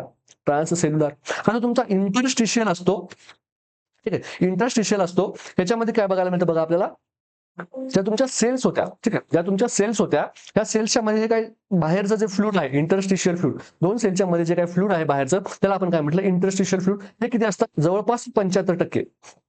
कुणाच्या 75%, हा जो एक्स्ट्रा व्हॅस्क्युलर फ्लुइड आहे एक्स्ट्रा व्हॅस्क्युलरच्या 75% तुम्हाला इंटरस्टिशियल मध्ये बघायला मिळतं, ठीक आहे. म्हणजे 11 लिटरच्या जवळपास 75%, ठीक आहे. आपल्याला काय बघायला मिळतं तर ते कुठलं बघायला मिळतं इंटरस्टिशियल फ्लुइड बघायला मिळतं. आणि ट्रान्ससेल्युलर जे आहे हे खूप निग्लिजिबल असतं. निग्लिजिबल जे आहे ते आपल्याला बघायला मिळतं, ठीक आहे. इंटरस्टिशियल फ्लुइड आणि ट्रान्ससेल्युलर फ्लुइड. ट्रान्ससेल्युलर फ्लुइड कुठं असतं तुमचं CSF आहे, त्यानंतर तुमचं सायनोव्हियल फ्लुइड आहे, त्यानंतर तुमचं कुठलं पेरिकार्डियल फ्लुइड आहे, ठीक आहे. आणि जे तुमचं इंटरस्टिशियल फ्लुइड आहे तुम्हाला ते सेलच्या आत बघायला मिळतं. याला जवळपास जे आहे तुमचं हे 10 लिटर असतं, ठीक आहे. आणि हे जवळपास अर्धा लिटर ते 1 लिटर जे आहे तुम्हाला बघायला मिळतं. पण याला जर आपण जेव्हा डिनोट करतो तेव्हा आपण याला असं 3/4 डिनोट करतो आणि याला कुठलं 1/4, ठीक आहे, 1/4 असं आपण डिनोट करत असतो. तर बघा तुमचं जे बॉडी फ्लुइड आहे ICF आणि ECF असं दोन मध्ये आपण डिवाइड केलं. ICF आपण बघितलं की 2/3 आहे, एक्स्ट्रा सेल्युलर फ्लुइड 1/3 आहे. सेलच्या आत जास्त फ्लुइड असतं ऑब्व्हियसली, ठीक आहे, आणि बाहेर काय असतं कमी असतं. त्यानंतर मग तो एक्स्ट्रा सेल्युलर फ्लुइड जो आहे त्याला आपण काय केलं डिवाइड केलं. मग त्याला आपण कसं केलं इंट्राव्हॅस्क्युलर आणि एक्स्ट्राव्हॅस्क्युलर. जे काही ब्लड व्हेसलच्या आत आहे त्याला आपण वेगळं केलं आणि जे काय आहे ब्लड व्हेसलच्या बाहेर आहे त्याला आपण वेगळं केलं, ठीक आहे. मग ब्लड व्हेसलच्या आत काय असणार आहे तुमचं ब्लड असणार आहे जे की आपण किती म्हटलं अप्रॉक्सिमेटली 3 लिटर असं आपण म्हटलं. त्यानंतर तुम्ही काय म्हटलं की एक्स्ट्रा व्हॅस्क्युलर जो आहे तो किती अप्रॉक्सिमेटली आपण 11 लिटर आहे असं आपण सांगितलं. त्यानंतर तुमचं इंटरस्टिशियल आणि ट्रान्ससेल्युलर मग आपण बघितलं. इंटरस्टिशियल जे आहे तुमचं किती असणार आहे अप्रॉक्सिमेटली 10 लिटर असणार आहे आणि जे तुमचं ट्रान्ससेल्युलर जे आहे ते अप्रॉक्सिमेटली 0.5 लिटर ते 1 लिटर पर्यंत असणार आहे, ठीक आहे. जे तुमचं याच्यामध्ये जे इम्पॉर्टंट असतात, ठीक आहे, हे ज्या लिटर्स वाल्या ज्या टर्मिनॉलॉजी आहेत त्या एवढ्या इम्पॉर्टंट नाही आहेत. पण ज्या तुमच्या 2/3 किंवा हे 1/3 ह्या ज्या टर्मिनॉलॉजी आहेत ह्या तुम्हाला याच्यामध्ये जास्त इम्पॉर्टंट आहेत, ठीक आहे. त्यानंतर ह्या ECFचं 1/4 इंट्राव्हेस्क्युलर आहे. त्याच्यानंतर एक्स्ट्राव्हेस्क्युलर किती आहे 3/4 आहे. परत इंटरस्टिशियल किती आहे 3/4 आहे. त्यानंतर ट्रान्ससेल्युलर किती आहे 1/4 आहे, ठीक आहे. हे जे तुमच्या टर्मिनॉलॉजी आहेत ह्या इम्पॉर्टंट असतात, ठीक आहे. तर आपल्याला क्वेश्चन मध्ये काय विचारलं बघा, the intracellular fluid component 1/3 half आहे का तर नाही, किती आहे 2/3 आहे. म्हणून हे ऑप्शन काय आहे चुकीचं आहे. सेकंड काय म्हणतं बघा, the ECF compartment comprise of 40% body weight आहे का नाही 33.33%. किती 33.33% करेक्ट आन्सर असतं याचं. About 10% of ECF compartment is comprise of plasma. प्लाझ्मामध्ये 10% आहे का तर नाही 10% आहे का तर बघा प्लाझ्मामध्ये आपण बघतो किती आहे इंट्राव्हेस्क्युलर 25%. कुणाच्या ECFच्या 25% प्लाझ्मा आपल्याला बघायला मिळतो. पण याचा करेक्ट आन्सर काय असणार आहे 25% असणार आहे. The interstitial fluid constitute about 3/4 of the extravascular compartment. आता इथे जो तुम्ही एक्स्ट्राव्हेस्क्युलर कंपार्टमेंट बघितला एक्स्ट्राव्हेस्क्युलर कंपार्टमेंटचा इंटरस्टिशियल 3/4 आहे का तर हो आहे. म्हणून ऑप्शन डी काय असणार आहे ते आपला करेक्ट आन्सर असणार आहे. चला नेक्स्ट क्वेश्चन बघूया. Which of the following nursing intervention is the most appropriate for the client who has developed respiratory alkalosis due to hyperventilation. एखाद्या पेशंट काय केलंय, हायपर व्हेंटिलेट करून घेतलेला आहे. हायपर व्हेंटिलेट म्हणून कसं, जास्तीत जास्त त्यानं ऑक्सिजन घेतलेला आहे आणि ऑक्सिजन घेतल्यामुळे काय झालं, त्याला रेस्पिरेटरी अल्कोलोसिस मध्ये गेलाय. रेस्पिरेटरी अल्कोलोसिस मध्ये गेला आहे याचा अर्थ आपल्याला काय समजून घ्यायला पाहिजे, पेशंटचा काय झालं आहे, पीएच वाढलेला आहे, PO2 काय झालेला आहे, वाढलेला आहे, PCO2 काय झालेला आहे, कमी झाला आहे. हे सगळे कंडिशन्स आहेत. याचा अर्थ पेशंटमध्ये काय असू शकतो, रेस्पिरेटरी अल्कोलोसिस असू शकतो. तर बघा, एनकरेज स्लो डीप ब्रीथ. जर तुम्ही काय सांगितलं पेशंटला की बाबा स्लो कर ब्रीथिंग आणि कसे कर, डीप ब्रीथिंग कर, याच्यामुळे काय होईल, तुमचं स्लो ब्रीथ केल्यामुळे तुमचं जे ऑक्सिजन आहे ते पण तुमचं काय होणार आहे, प्रॉपरली आत जाणार आहे आणि डीप ब्रीथ केल्यामुळे काय होणार, तुमचं CO2 काय होणार, प्रॉपरली रिटेन्शन होणार आहे. सॉरी, CO2 रिटेन्शन झाल्यामुळे काय होईल, तुमचा जो CO2 जो कमी झाला होता तो वाढेल आणि आपल्याला माहिती आहे जेव्हा CO2 वाढतो तेव्हा काय होतो, ऍसिडोसिस वाढतो. ऍसिडोसिस वाढतो. मग जर इथे जर अल्कोलोसिसच्या पेशंटमध्ये जर आपण ऍसिडोसिस वाढण्यासारखी जर कामं केली, याचा अर्थ आपण काय करतोय, बॅलन्स साधण्याचा प्रयत्न करतो. म्हणजे हा ऑप्शन आपल्याला बरोबर वाटतो काय, तर हो, बरोबर वाटत आहे. Start low flow oxygen therapy. Already पेशंटमध्ये PO2 जास्त आहे आणि आपण पेशंटला O2 द्यायचा आहे का आपल्याला, तर नाही द्यायचा आहे. ऍडमिनिस्टर सोडियम बायकार्बोनेट. हे कधी देतो आपण, जर तुमचा डिसऑर्डर जो आहे तर मेटाबॉलिक असेल तर, हा जर मेटाबॉलिक असेल तर आपण सोडियम बायकार्ब देत असतो. ऍडमिनिस्टर रिंगर लॅक्टेट. इथे पण काही गरज नाही, मेटाबॉलिक मध्ये रिंगर लॅक्टेट पण आपण देत असतो. ठीक आहे, त्यामुळे encourage slow and deep breath हे असणार, याचा करेक्ट आन्सर असणार आहे. Next question, important nursing intervention while caring for a client with dilutional hyponatraemia. Dilutional hyponatraemia आहे पेशंटला, आता तुम्ही काय करणार. फर्स्ट ऑप्शन आहे फ्लूइड रेस्ट्रिक्शन, सेकंड ऑप्शन आहे provide isotonic saline, third option आहे administer plasma as ordered by physician आणि लास्ट ऑप्शन आहे प्रोव्हाइड NG फ्लूइड. तर बघा, डायल्युशनल हायपोनायट्रेमिया काय असतं, तर मी काय सांगितलं तुम्हाला, एक असा पाण्याचा जार आहे माझ्याकडं, एक पाण्याचा माझ्याकडे जार आहे आणि ह्या जार मध्ये काय आहे, 5 लिटर पाणी आहे. 5 लिटर पाणी आहे आणि 1 ग्राम त्याच्यामध्ये काय आहे, सोडियम आहे. असा जार आहे आणि मी दोन स्टुडंटला काय सांगितलं, बाबा सेम असा जार मला तुम्ही बनवून दाखवायचा आहे. मला काय करायचं आहे, सेम तुम्ही असा जार बनवून सांगायचा. मी सांगितलेलं आहे की जारमध्ये काय टाकलेलं आहे, जारमध्ये मी 5 लिटर पाणी टाकलेलं आहे आणि 1 ग्राम सोडियम टाकलेलं आहे. तुम्ही पण काय करायचं, सेम प्रोसिजर करायची आणि असा सेम जार मला बनवून द्यायचा आहे. मग या स्टुडंटने काय केला, या स्टुडंटने काय केला, एक जार बनवून आणून दिला. ठीक आहे, आणि या स्टुडंटने एक जार बनवून आणून दिला. तर ह्या फर्स्ट स्टुडंट जो आहे, ए स्टुडंट, आणि हा कुठला स्टुडंट, बी स्टुडंट. ए स्टुडंटने काय केलं, याच्यामध्ये 5 लिटर पाणी टाकलं. ठीक आहे, 5 लिटर पाणी टाकला आणि सोडियम किती टाकला, 0.5 ग्रॅम टाकला. ठीक आहे, आणि हा जो बी स्टुडंट आहे त्याने याच्यामध्ये पाणी किती टाकला, 10 लिटर पाणी टाकलं आणि 1 ग्राम सोडियम टाकला. 1 ग्राम काय टाकला, सोडियम टाकला. आता ह्या स्टुडंटने काय केलं बघा, पाणी जेवढं टाकायचं तेवढं टाकलं, फक्त सोडियम कमी टाकला. म्हणजे याने काय केलं, जे सोल्युशन बनवलं, हे सोल्युशन कसं आहे, हायपोनॅट्रेमिक सोल्युशन आहे. कसं आहे, हायपोनॅट्रेमिक सोल्युशन आहे. का नाही हायपोनॅट्रेमिक आहे, हायपोनॅट्रेमिया म्हणजे काय, जेव्हा कुठल्याही सोल्युशन मध्ये सोडियम कमी होतो तेव्हा त्याला काय म्हणतो आपण, हायपोनॅट्रेमिया असं आपण म्हणतो. ठीक आहे, मग याने काय टाकलं, सोडियम कमी टाकलं, एक ग्रॅम टाकायच्या ऐवजी अर्धा ग्रॅम टाकलं. म्हणून याने काय केलं, जो सोल्युशन बनवलं, जे माझ्याकडे आणलं, मी जेव्हा टेस्ट केलं तेव्हा मी काय म्हटलं, बाबा जो सोल्युशन काय, हायपोनॅट्रेमिक आहे. नंतर जो मी काय केलं, बी स्टुडंटचं बघितलं, याने काय केलंय, 1 ग्राम सोडियम टाकलं, वा शाबास, 1 नंबर काम केलंय. पण याने पाणी किती टाकलंय, 10 लिटर टाकले. ठीक आहे, मग मी त्याला काय म्हणणार, बाबा तुझं जे सोल्युशन आहे त्याच्यामध्ये सोडियम व्यवस्थित आहे, मी त्याला हायपोनॅट्रेमिक म्हणू शकतो का, नाही म्हणू शकत. का, कारण मी जेवढं सांगितलं होतं आणि सोडियम टाकलं होतं, पण त्याने पाणी जास्त टाकलंय. मग मी त्याला काय म्हणणार, बाबा तुझं सोल्युशन आहे हे कसं आहे, डायल्युशनल हायपोनॅट्रेमिक आहे. डायल्युशनल हायपोनॅट्रेमिक आहे. म्हणजे तू सोडियम कमी वापरलायस का, तर नाही, तू सोडियम व्यवस्थित वापरले, पण पाणी त्याच्यामध्ये जास्त टाकलेस. मग आता जेव्हा मी हा ए स्टुडंट आहे आणि हा बी स्टुडंट आहे, आता मी काय करायला पाहिजे, दोन्ही स्टुडंटला करेक्ट करायला पाहिजे. का, कारण ऍज अ टीचर माझं काम आहे की बाबा फक्त सांगणं माझं काम आहे का, तर माझं काम हे पण आहे की बाबा तू याला करेक्ट कसं करू शकतोस. मग ए स्टुडंट जो आहे त्याने काय करायला पाहिजे, 0.5 ग्राम जर त्यानं अजून सोडियम टाकला तर त्याचं जे सोल्युशन होईल होईल. काय होईल, त्यानं ऑलरेडी 5 लिटर पाणी टाकलं होतं, प्लस त्यानं आता काय केलं, 0.5 ग्राम त्यानं ऑलरेडी टाकलेलं होतं सोडियम. आता काय केलं, 0.5 ग्राम काय केलं, ऍड केलं. आता त्याचं काय होईल, 1 ग्राम होईल, जे की माझ्या सोल्युशन मी सांगितलं तसं परफेक्टली बनलेलं आहे. हे स्टुडंट बरोबर बनवलं. म्हणजे जर पेशंटमध्ये हायपोनॅट्रेमिया असेल तर त्या पेशंटला आपण काय करायला पाहिजे, सोडियम द्यायला पाहिजे. म्हणजे काय होणार आहे, पेशंट गुड होणार आहे. कधी जर पेशंट हायपोनॅट्रेमियामध्ये असेल तर, म्हणजे पेशंटचं फ्लूइड स्टेटस काय आहे, व्यवस्थित आहे आणि फक्त सोडियम स्टेटस कमी झालेला आहे, अशा वेळेस आपण पेशंटमध्ये काय केलं पाहिजे, सोडियम सप्लिमेंटेशन दिलं पाहिजे, जेणेकरून काय होईल, पेशंट काय होणार आहे, हायपोनॅट्रेमिया करेक्ट होणार आहे. ठीक आहे, हे काय केलं आपण ए स्टुडंटमध्ये बघितलं. आता बी स्टुडंट याने काय केला होता, 10 लिटर पाणी टाकला होता आणि काय केला होता, 1 ग्राम सोडियम टाकला, म्हणजे सोडियम त्याने बरोबर टाकला होता. मग या स्टुडंटला मी काय सांगायला पाहिजे, बाबा तू काय कर, 5 लिटर जे आहे त्याच्यातून पाणी काढून घे. तर तुम्ही म्हणणार सर 5 लिटर पाणी कसं काढून घेणार तो, कारण जेव्हा तो 5 लिटर पाणी काढायला जाईल तर त्याने सोडियम पण निघून जाईल. पण मग जर त्याने तर काय केलं पाहिजे, त्याने जो जार आहे तो काय करायला पाहिजे, उन्हात ठेवायला पाहिजे. जेव्हा तो जार उन्हात ठेवायला, बाष्पीभवन होण्यामुळे काय होईल, 5 लिटर त्याचं पाणी जे आहे ते उडून जाईल, सोडियम जसं तसं राहील आणि त्याचं सोल्युशन जे आहे ते कसं बनेल, 5 लिटर वॉटर प्लस काय बनेल, 1 ग्राम सोडियम. त्याचं सोल्युशन मला जसं पाहिजे तसं बनेल. ठीक आहे. म्हणजेच जर तुमच्याकडे एखादा पेशंट आहे जो की कसं आहे, डायल्युशनल हायपोनायट्रेमियाचा आहे, तर अशा पेशंटमध्ये तुम्ही काय करायला पाहिजे, त्या पेशंटचं सोडियम वाढवायला पाहिजे का, तर वाढवायला नाही पाहिजे. मग तुम्ही पेशंटने काय करायला पाहिजे, तुम्ही डायरेटिक्स द्यायला पाहिजे. ठीक आहे. ठीक आहे. जारमध्ये होतं म्हणून आपण उन्हात ठेवलं, पेशंटला तुम्ही उन्हात ठेवणार नाही. पेशंटमधून पाणी काढण्याचे काय आपल्याकडे उपाय आहेत का, आपल्याकडे काय काय काय करू शकतो आपण, पेशंटला डायरेटिक्स देऊ शकतो. पेशंटला अजून सांगतो, बाबा तू काय करू नको, अजून पाणी पिऊ नको. ठीक आहे. म्हणून आपण काय करू शकतो, पेशंटचं फ्लुइड रिस्ट्रिक्शन करू शकतो ना. ठीक, फ्लुइड रिस्ट्रिक्शन करू शकतो. तुझं अजून जास्त पाणी पिलास तर अजून डायल्युशनल हायपोनायट्रेमिया तुझ्यामध्ये होईल. म्हणून आपण काय करू शकतो, पेशंटला फ्लुइड रिस्ट्रिक्शन सांगू शकतो. तर आपल्याला ऑप्शन मध्ये काय दिलेलं आहे बघा, ऑप्शन दिलं आपल्याला फ्लुइड रिटेन्शन, बरोबर वाटतं का. प्रोव्हाइड आयसोटॉनिक सलाईन, पेशंट ऑलरेडी काय झालं आहे, पाणी जास्त झालं, तुम्ही अजून त्यामध्ये आयसोटॉनिक सलाईन ऍड करायची आहे का, बिलकुल नाही ऍड करायची. Admission potassium order by physician, आपला प्रॉब्लेम सोडियमचा आहे. ठीक आहे. प्रॉब्लेम सोडियमचा आहे आणि तुम्ही पोटॅशियम कशाला देताय. ठीक आहे. याच्यामध्ये करायचं आहे का, तर नाही. ठीक आहे. जाण्याचा दिल्लीवर चले गए जापान, हे करायचं का आपल्याला, नाही करायचं आहे. आपल्याला सोडियमच्या गावाला जायचं आहे, तर पोटॅशियमच्या गावाचा रस्ता विचारायचा का, तर विचारायचा नाही आहे.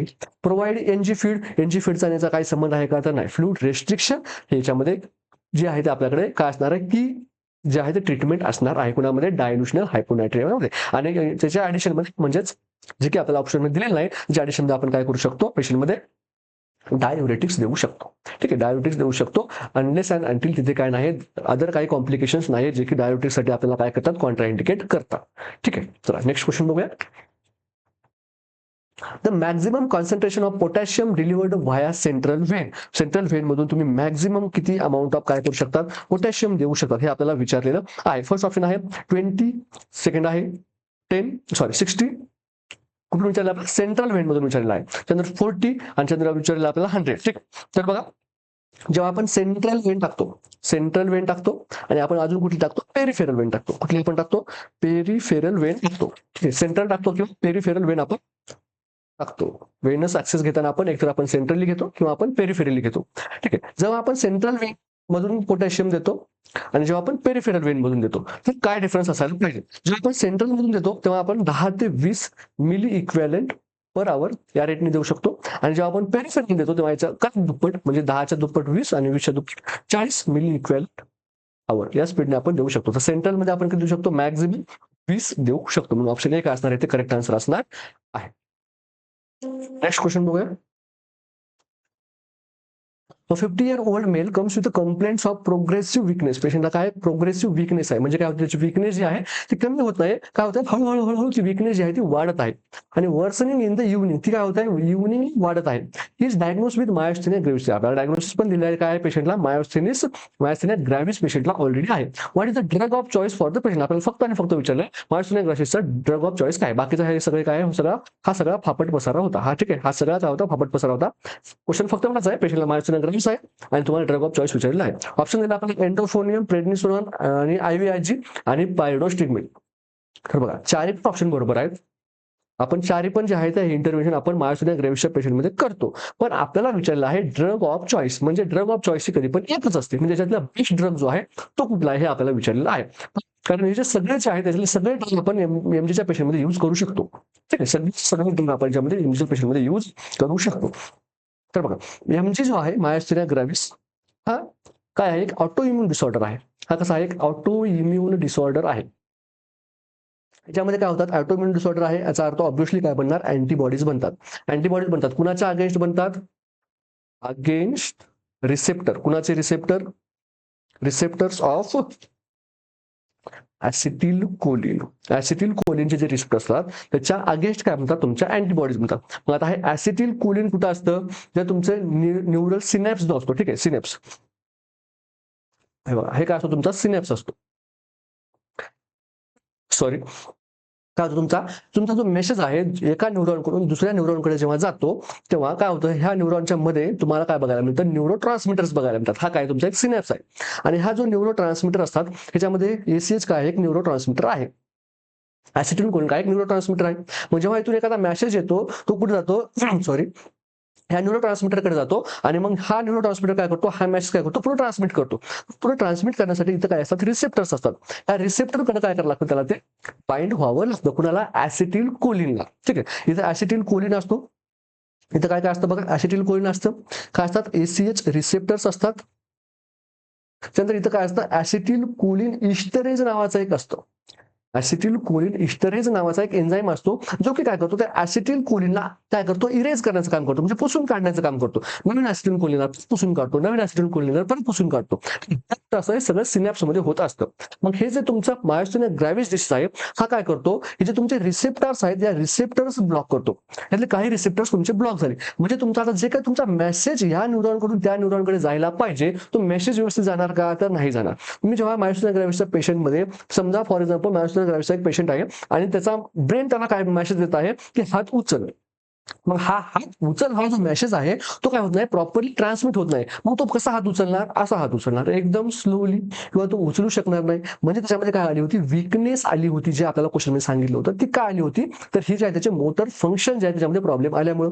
मग त्याचे मोटर फंक्शन जे आहे त्यामध्ये प्रॉब्लेम कसा येतो, हा प्रॉब्लेम नेहमी डिसेंडिंग पॅटर्न मध्ये येतो.